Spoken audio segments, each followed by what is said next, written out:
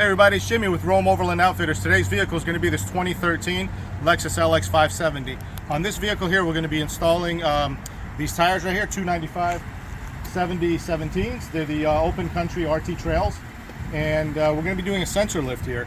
So we're going to go through the process of lifting this vehicle here, and we're also going to be putting on some Icon wheels. Come over here, I'll show you those wheels. We're going to be installing some 17 by 8.5 rebounds.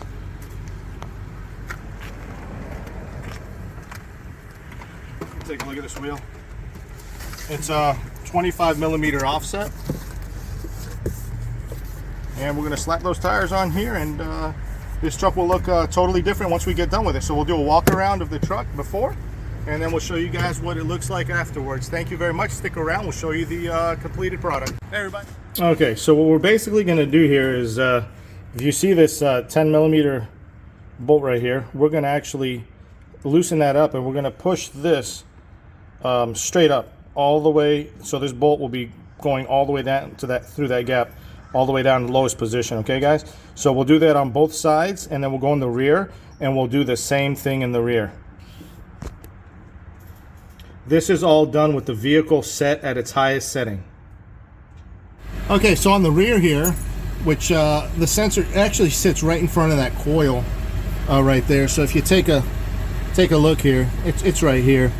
And on this one here, we're just going to do the opposite. So we're going to go ahead and loosen this nut right here, and we're going to push it upward. So we're going to push this arm upward.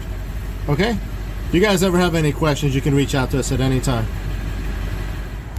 Alright, so after adjusting the rear to where we wanted it, we're going to go ahead and disable the active height control system. So by doing this, we're going to take off this cap to the rear passenger side seatbelt. That's going to allow us to get back inside here, and we're also going to remove this little cap right here, and there's a 10 millimeter bolt right under there. So stand by and we'll show you guys what it looks like right under here. Okay, so once we have our panel apart, we took away the bolt there, and then that, and we removed the panel and just popped them back.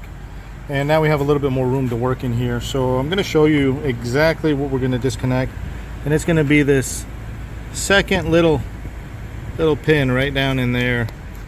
I'll try to zoom in to show you guys exactly what we're working with.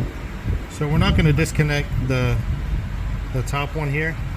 We're going to go right below that and disconnect this one here that has the blue and the white right on there. So there's a little pin on this side. We're just going to push it and we're going to pull it out. Okay guys, so let's do that, and then we're going to put all this back. Be sure if you take this apart, you have a panel puller, and you just take the panel puller and pop these out, put them back in their positions here on the plastic inside, and clip it back. Okay,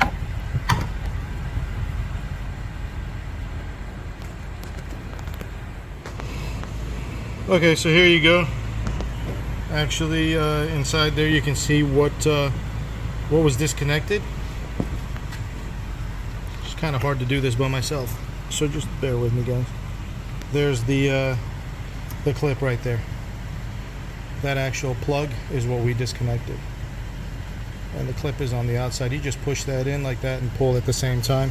Kind of hard to do while trying to hold the phone at this angle, so just bear with me. I'm just going to put this all back together, and I'll show you guys the fuse under the hood panel that you need to disconnect to make everything go away, and you should be good to go. Okay, one thing that I did forget to mention is that you're going to see this actual error code across here. It says check 4-wheel active height control system. I'll show you how to make that disappear. Actually, it's going to go away as soon as we remove that 5-amp fuse right underneath the hood. Guys, stand by. So in order to get to our fuse panel here, you're going to have these little push clips right here. You have 1, 2, 3, there's one missing here, 4, and one more up here, 5. You're going to just push those down and go ahead and pull those out to remove them. Make sure you don't lose them. They're kind of a pain to source out. Just like to pull them out, put them in a safe place. And we'll remove this panel here shortly. Okay, so we took that panel off. So we've located our fuse panel. fuse box here. We're going to go ahead and push that, pop it up. And what we're going to do here is we're going to look for this fuse right here, right above dome. It says ECU B1. That's the one we're going to go ahead and remove. Make sure your vehicle is off. We're going to come in here, we're going to locate that, and we're going to take it off. It's actually going to be right there. We grab our little fuse puller. It's in here. Remove it. And just let's let it sit there for about 30 seconds. And we'll be right back, and we'll go ahead and put it back in. Okay, so we popped our fuse back in.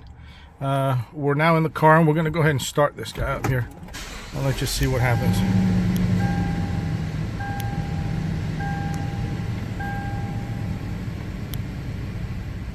Looks like everything's gone, including the height control. So let us know if you guys have any questions.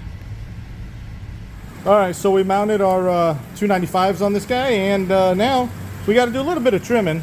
So we're going to start off with the mud flaps here. We're going to take off this. There's one inside here, and then there's a tab right there. So you're going to loosen that up slowly with a Phillips head screwdriver. The center part's going to back out, and then you're going to pull the rest of it out. It should come out no problem. And on the front here, let me move this tire. It's easy for us here. We have a lift, and we just start the truck and move it around.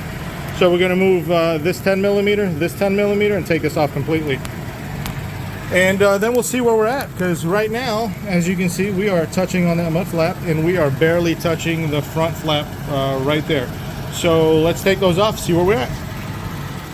All right, so what we decided to do here was actually take the mud flap and just retrim it. So we took all that out on the inside, and now it actually clears there. So we ended up putting these back here for this customer, only because it had left a line here, being that this vehicle is white and just didn't look right. So we just decided to leave it like that for him.